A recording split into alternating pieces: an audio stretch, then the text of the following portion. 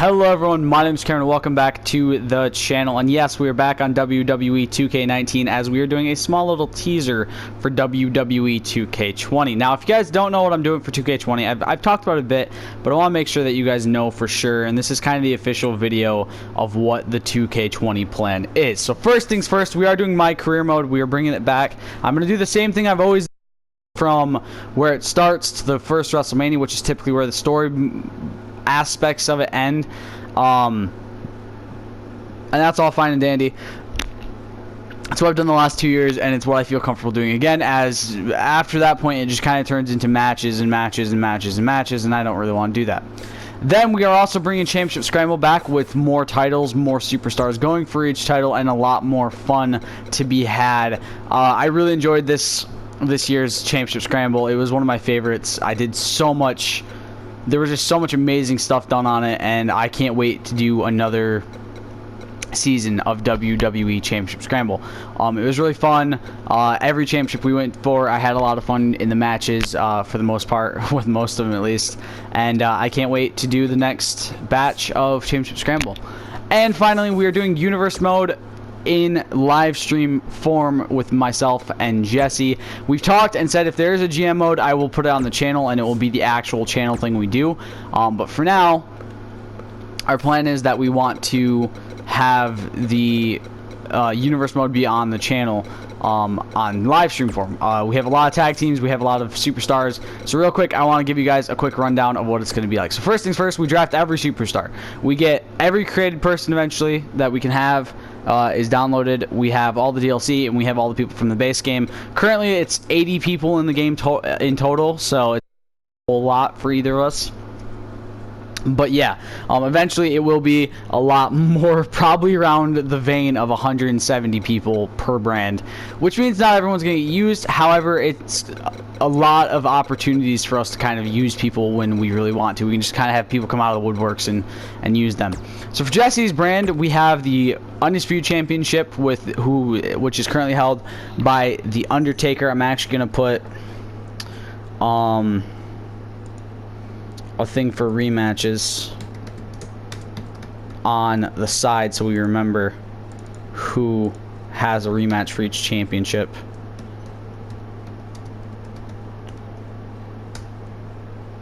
And that one's X-Pac. So currently held by The Undertaker 02. He won that in a brutal, I believe it was a last man standing match against Chris Benoit at WrestleMania. The match kind of pissed me and Jesse off though, because it kind of glitched and Jesse lost without really losing. It didn't let him get his final opportunity to try to stand up or to use his resiliency, so we kind of really got upset about that, and it really pissed both of us off. But yeah, Undertaker 02 is his champion / Biker Taker, which does give Jesse his one of his only 2 tag teams he currently has, which is the Brothers of Destruction going into next year.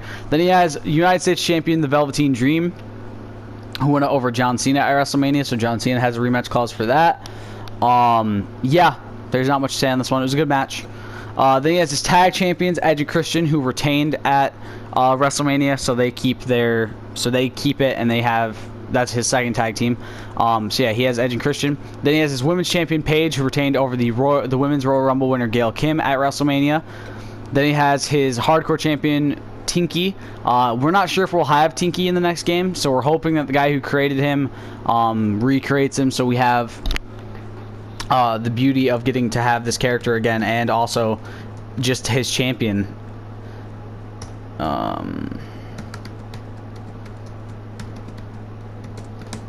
One sec. I'm putting down who has rematch clauses on my brand real quick. So yeah, we're really hoping we can find him again. If not, if it takes us a long time to find him, or if we never find him, if it takes us a long time to find him, he will have a rematch clause. Jesse will vacate the championship and put a rematch clause onto him. We do have some creative people who were champions. No matter what, they will have a rematch clause going forward if we can't find them. And then we have his European champion, Shinsuke Nakamura, who won it over X-Pac at the Go Home show before WrestleMania. So yeah, so Chris Benoit, John Cena, X-Pac have rematch clauses. And then these 3 need to find champions, or he has to have a huge tournament to figure out who's hardcore champion is going to be, which is possible it's going to happen because of Tinky being his champion. Tinky was a very dominant champion though. if I go through to our 2K19 rosters real quick, we go to our champions history. So real quick, we'll give you kind of a rundown of how our championships went. So the Undertaker, coming from 2K18 into 2K19, was Jesse's champion. He lost it in May to CM Punk, and then regained it in June against CM Punk, and then retained in July, retained in August, retained in September, October, retained in July, or in July he won it back from in June he won it back from CM Punk. In July he retained over CM Punk in the rematch clause. He retained it in August, he retained it in September, and then in October he lost it to Chris Benoit. In November he won it back. In December Chris Benoit won it back. Chris Benoit retained going into in January. He retained in February. He retained in March, and then going into April he was champion, and then lost the Undertaker at the end of WrestleMania, or the second to last match of WrestleMania. His United States, Daniel Bryan 13, going into the series from 2K18 into this, who held it until September, when he lost to Randy Orton 13. Who held it until December, where he lost to Randy Savage 92, who then held it until February, where he lost to John Cena, who then held it till he lost it to Velveteen Dream at WrestleMania. His tag champions have been Edge and Christian basically since June. So it started vacant because the tag team we had, I think, was a created team, so he just vacated the championships. If I say there's a vacant one, it's because it was most likely a created person or a created tag team that we didn't immediately find. The Bar won it in May. Edge and Christian won it in June, and they never let the titles go. His Hardcore Championship was vacant at the start, won by Cactus Jack in May. And then in June, Tinky won it. He lost it in August to Big Boss Man in a Fatal 4-Way match. Then regained it in September. Lost it to Taz in January. Won it back from Taz in February, and then held it again till the end. And then European started vacant. Then Big Show won it in May, held it until August, where he lost to the British Bulldog. British Bulldog lost it right back to the Big Show in September. Big Show lost it back to the British Bulldog in October, who then held it till December, where he lost to X-Pac, and then X-Pac being dethroned by Shinsuke Nakamura at WrestleMania. And his Raw Women's, coming from 2K18 into 2K19, was Ronda Rousey, who held it till July and lost to Paige, who then held it until December, where she lost to Rosemary. January, she won it back, and then she retained all the way until WrestleMania, and until the end of WrestleMania. So that is Jesse's breakdown. For those of you wondering who has the Money in the Bank, I do. So at the start, I'll replace one of my championships, most likely the UK, with the Money in the Bank, and then do the ladder match. And then when that person cashes in, I will then put the UK back as one of my titles. So we have WWE World Champion Jeff Hardy. He actually won in a Hell in a Cell match against Seth Rollins at WrestleMania after winning the Royal Rumble. We have Intercontinental Champion Shawn Michaels, Shawn Michaels 05, I should say, who won over Dolph Ziggler. We have the Usos, who retained over the Young Bucks. We have Billy Kay, who retained over Peyton Royce. We have Rey Mysterio, who won the Cruiserweight Championship from Antichrist and a bunch of other people in a massive ladder match. And we have Drew Gulak, who won the championship over Jushin Thunder Liger and a few other people in a ladder match on the Go Home show. Jeff Hardy was the Royal Rumble winner, like I said, and my Money in the Bank winner unsuccessfully cashed in, and it was Sami Zayn. I'll try to get to that. When I don't remember exactly. He cashed in around July, August-ish, somewhere like that. So we have WWE Championship going from 2K18 to 2K19 was Seth Rollins. Seth Rollins has been champion for a majority of the time me and Jesse have done this. We started this in 2K16. Tournament to win my championship for the first time, and then Seth Rollins beat him at the first pay-per-view because Seth Rollins was the runner-up in the tournament. And then Seth Rollins lost it for a bit here and there, and there was a few times, there was I think one stretch of time when he wasn't involved in the title picture because I think it was Edge and Rob Van Dam were just having a back and forth and swapping the title back and forth and back and forth. But for the majority of the time since 2K16, Seth Rollins in some way has been involved in my world title scene. And it's no different because he will be having a rematch against Jeff Hardy at the first pay-per-view for me in 2K20. So going into this, it was Seth Rollins. He won it. He had it in June. He lost to Batista. He won it back in July and retained until He lost to Mustafa Ali. He then won it back in January and retained up until WrestleMania when Jeff Hardy won. The Intercontinental Championship was vacant going into the start, as my champion was somebody who was created. I'm pretty sure it was a created person in that. Andrade won it in May. He held it up until August, where Daniel Bryan 14 won it. He held it until October when HBK won it, and HBK never let the title go. My tag team champions going into the start, the WWE Tag Team Championship 02 to 2010, was the Revival, who I think won it over... They might have won it over the Usos, and they might have won it over the Young Bucks. They won it over somebody, like, the second to last, like, right before me and Jesse stopped playing 2K18. Like, right before 2K19 came out, they won it. And they were my champions going into this because of it. The Usos beat them in May. They held it up until September, where the Young Bucks dethroned them, and they had, I think, a 3 or 4 month long feud. So basically, the Young Bucks won, and then it was a count out on the Usos. So the Young Bucks got another match, and then December, I think, was the last match they had, where the Usos finally kept the titles and actually won the match, and then they retained all the way up until the end. My Cruiserweight champion starting out was Mark Andrews, who lost it in June to Antichrist, who then held it up until November when Drew Gulak dethroned him. Drew Gulak being the only person to win 2 championships on my brand. I think either brand, to be honest, since 2K16. I think he's the only person who's won 2 championships. I might be wrong on that. I know John Cena and Bret Hart. I know John Cena's held the United States Championship twice now, but I think the only person who's won 2. He's definitely the only person who's won 2 different titles in the same year. And then in December, Drew Gulak dropped it back to Antichrist, who then dropped it back to Drew Gulak in January, who then dropped it back to Antichrist in February, and then Antichrist held it until the ladder match. My United Kingdom Championship actually got vacated going into the start of this by the former champion, Dolph Ziggler, who thought the title was beneath him. Yes, that's right. I actually do storylines. Me and Jesse do actually do storylines on ours. So there's I think it was a ladder match between Tyler Bate and Pete Dunne that Tyler Bate won in May. In June, he lost to Jushin Thunder Liger, who held it till August, where he lost it to Pete Dunne, who then lost it in September to Jushin Thunder Liger, who then held it up until Drew Gulak won the ladder match at WrestleMania. And then my SmackDown Women's Championship going into this was carrying over from 2K18, Asuka, who held it till June, where Mandy Rose beat her. In July, Asuka won it back, held it till October, where Io Shirai beat her. Io Shirai held it up until February, where Billie Kay beat her, and then Billie Kay retained at WrestleMania over her Iconics tag team partner, Peyton Royce. So far on tag teams, Jesse has 2. He has Edge and Christian and the Brothers of Destruction. I have 3, the Usos, the Iconics, and the Hardy Boys. We don't ever split our tag teams. We always keep our tag teams together. And it's no different. Our championships carry over, so we do, if they have a tag team partner, we do keep that tag team partner on the brand with them. So yeah.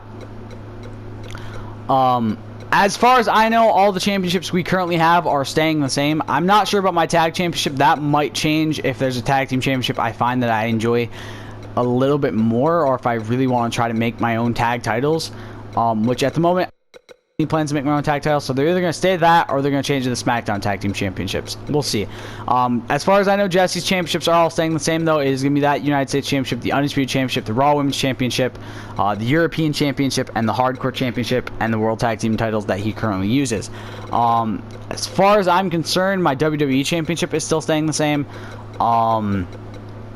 My Intercontinental, my United Kingdom Intercontinental tag, my women's and my United Kingdom are staying the same. The Tag Team Championship is most likely going to stay the same, and the Intercontinental and Cruiserweight are going to stay the same. It might change, obviously. At some point, it might change going forward, depending on what we decide to do. But for now, we've got it decided to stay. How we are going to do the draft, by the way, for those of you wondering, and how we're going to do this. So how we play this is we set up our shows. Now, this is not set up by Jesse. This is just randomly set up by the game itself. But how we set up our weeks is we do edit matches. We go through, we edit all the matches to what we want them to be. Everything for us is kind of like a little tournament. Each one has, like, it's not like we just choose a random person to go for the championships. We actually do work it into the point where we get to our point of having our championships decided like that. I'm not sure if our pay-per-views are going to stay the same. At the moment, we haven't talked about pay-per-views yet. Obviously, certain ones are going to stay the same. This is going to be Elimination Chamber and Hell in a Cell. We did have it back in September, but I changed my mind. I want to change it back to that because I don't like having Halloween Havoc for Jesse. It was kind of weird. Just kind of thrown in there. But yeah, at the moment, we're not sure if all of these are going to stay the same for our pay-per-views. They might change. They might not. I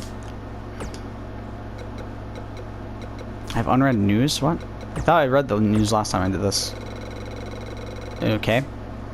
Do I have any more now? Do I have any unread news? So yeah, we don't play any of the matches on this unless there's a championship match, which I'll explain how this works. So I have 3 weeks to set stuff up, or I have 4 weeks to set stuff up. Jesse has 4 weeks to set stuff up. So we get to the point where we're at our pay-per-view, we play our pay-per-views, we get it done, we go on to the next month. We set it up again, we do kind of a little mini tournament to set up who's going for our championships. When we get to these pay-per-views, 3 matches from each of us go on to this card, go on to our go-home shows, and then 3 of our titles go on to here, and then we have a match, typically brand v brand match.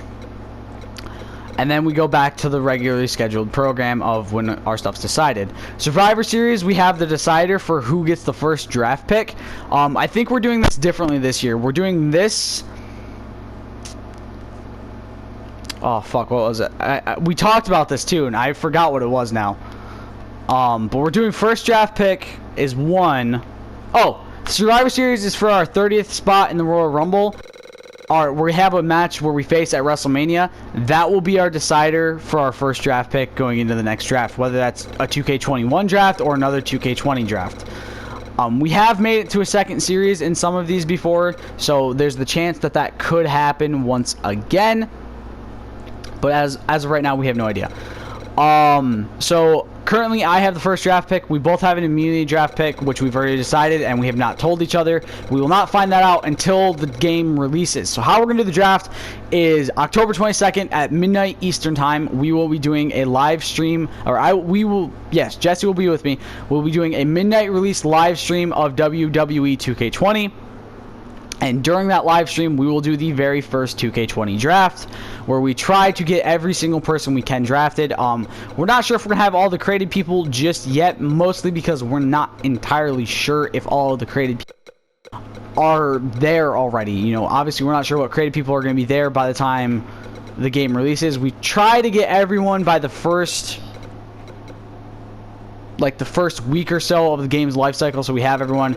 Obviously during the draft we're going to figure out what pay-per-views we're going to be going for, or what pay-per-views we're going to have. As far as I know, Money in the Bank and TLC are staying where they're at.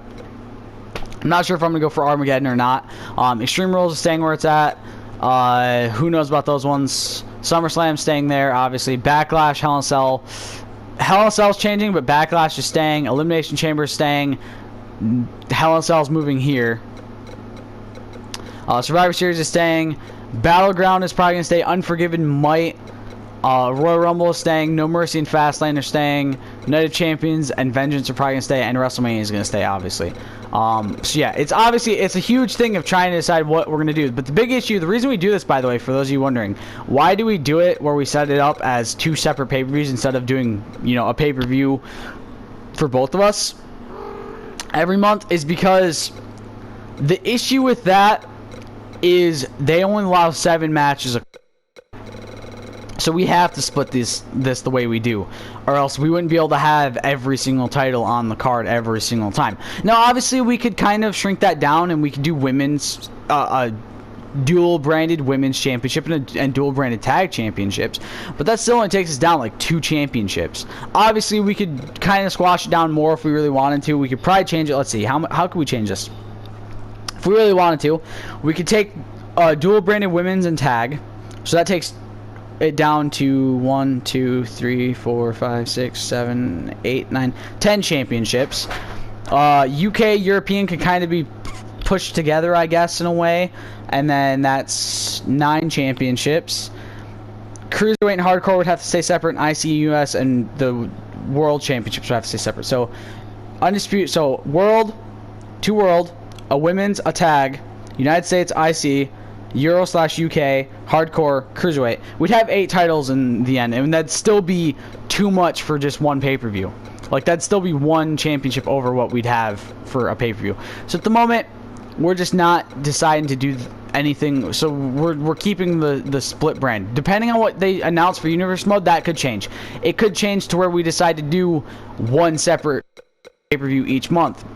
At the moment, though, our decision is that we're still doing dual brand or separate branded pay-per-views up until like SummerSlam, Survivor Series, Royal Rumble, and WrestleMania. So yeah, we both have an immunity draft pick. Jesse's going to announce his first because he did technically. How we did it before was Survivor Series gave us our first draft pick, and then WrestleMania gave us the immunity pick. So whoever got that got to pick their immunity pick first. However, we had some screwiness with the Survivor Series one where Jesse wasn't able to play as any of his people. So I just said, here, you take the immunity draft pick. And then we kind of realized we both have to choose an immunity pick before any pick is chosen. So it's kind of pointless to say you get the immunity pick first. But Jesse will be announcing his immunity pick first. And then I will be announcing mine. And then I will get to choose who I am drafting first overall for my draft. Although technically, yes, I know technically we do already have, let's see, 1, 2, 3, 4, 5, like 12 people choosing if you want to count, or 6 people choosing to each brand, 7 if you count tag teams, or 7 because you have the tag teams. So technically, right now, Jesse has 1, 2, 3, 4, 5, 6, 7, 8 people, and I have 1, 2, 3, 4, 5, 6, 7, 8, 9 people, right? 1, 2, 3, 4, 5, 6, 7, 8, 9. Yeah. So currently I have 9 people and Jesse has like 8. However, and then there's the immunity draft pick. However, we don't count those as our first picks. Our first pick is the person we write first overall in our draft. Jesse and I do not know each other's immunity draft picks yet. We haven't discussed who we've chosen. We haven't shown each other who we've chosen. We've both just written them down and we're announcing them during the draft. We're not trying to. We haven't spoiled it. Surprisingly, neither of us have spoiled the others or tried to peek at the others' list to figure it out. Both of us typically kind of have an idea of who we're going to draft going into the draft. Like we have an idea of, okay, these are my top 10 picks. You know, something along those lines. We plan for that to fail. We plan for our picks to get chosen immediately and have to split it up to a different point, which we probably will. We probably will have to. And we have talked about, by the way, for those of you wondering, we have talked about doing like another weekly show, like right here, like Saturday or Friday or something, where we just allow the other championships to be done, like, so before, like right there. So like right here, we talked about having like, I'll explain it. So we talked about having like a show right before the pay-per-view, like the night before the pay-per-view, kind of have like a Saturday night heat sort of thing, Sunday night heat sort of thing. So if we just kind of set this there. Oh yeah.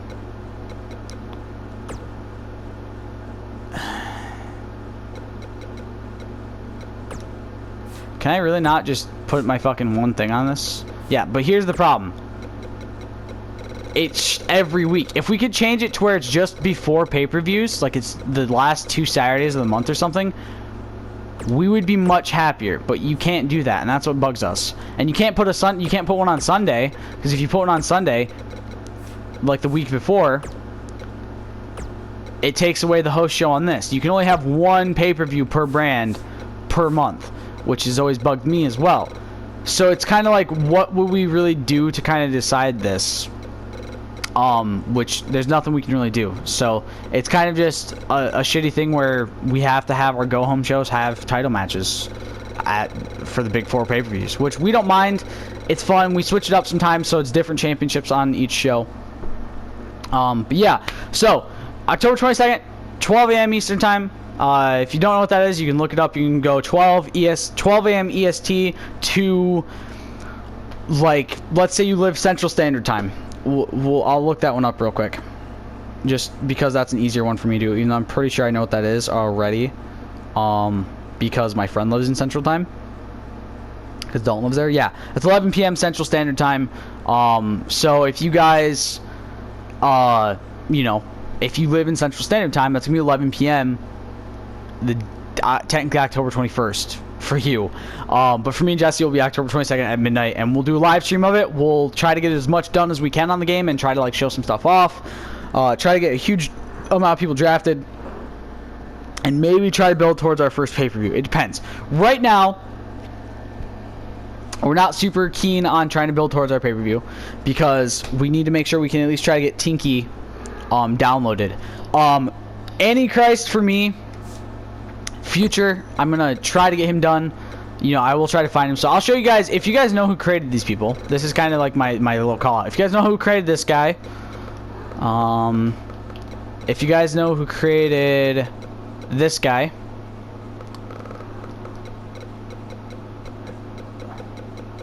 where is he? Where is he? Where is he? This guy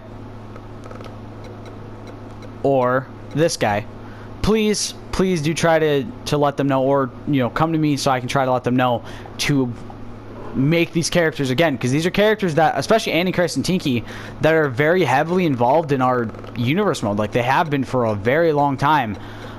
You know, this entire time of 2K19 they were involved in our universe mode, and we really want to have them back into our universe mode and have a lot of cool fun with them and be able to use these characters again, because they are very, very awesome people, and they do have very nice designs, especially Antichrist, who has a fantastic design in my opinion. And yeah, so me and Jesse just kind of really want to hope that we can find these people again so we can actually rehab them in our universe mode. But if we can't find Tinky, the title will be vacated. He'll get a rematch clause. Antichrist will get a rematch clause in the future. Everyone who currently has a championship will get a rematch clause in the future if they have to get it vacated. Like, so if Tinky has to get it vacated, he'll have a rematch clause going in the future if we find him again. If not, then so be it. We don't have much of a choice. We do keep track of who our championships are, so going into May we do have our champions written down, and then going into June, so whoever wins at the end of this will be our champions going into June, will be our champions going into July, August, September, October, you know, so on and so forth up until the end. So yeah, I think that's it. We hope the draft won't go too long. And then we'll try to stream pay-per-views as much as we can. Obviously, it's going to take a while to stream stuff because I do have to get everything set up for the pay-per-view, for pay-per-views and all that. And me and Jesse have to be able to like kind of think out, okay, who do we want going for this and who do we want going for this. Now, obviously, some things we do already kind of have a decision made for them, and we might already have a plan for those matches. But again, things might not go to plan, so we'll see. We're not doing women's tag team championships. We've kind of decided not to because it's just kind of a lot more of a pain in the ass for us, because it means we have to decide where we're going to have those defended and so forth. And yeah, so I hope you guys enjoyed. I'll see you next time. Stay golden. Peace.